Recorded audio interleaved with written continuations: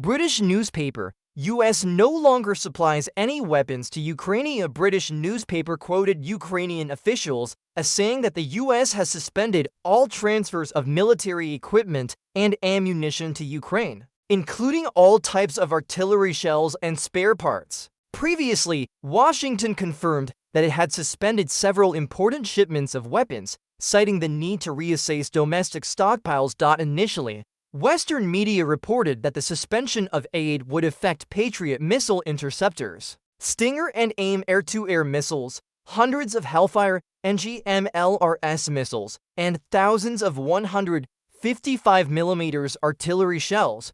However, according to the British newspaper The Economist, the decision to suspend military aid is actually comprehensive. Ukrainian officials said that in fact all transfers of US weapons, including ammunition and spare parts, have been suspended. As ambassador to NATO Matthew Whitaker told Fox News that the decision to suspend some aid was part of the America First policy, aimed at ensuring Washington's strategic defense capabilities, especially after the Iran-Israel conflict in which the US had to directly intervene. Pentagon spokesman Sean Parnell also affirmed, "We cannot provide weapons to every corner of the world.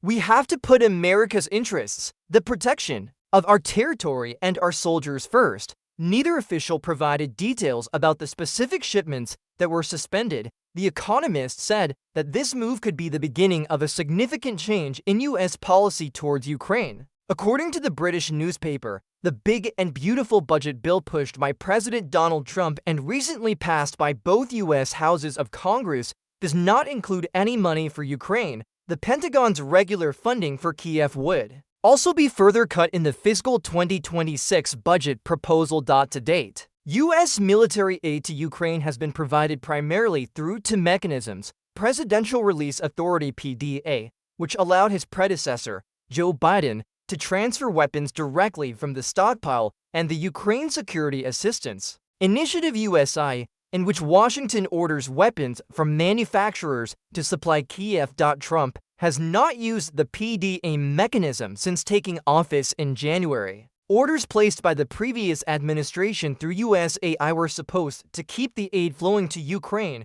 until the end of 2028. However, The Economist reported that this support initiative is also on hold. The Trump administration has maintained that the suspension of arms aid to Ukraine is only temporary.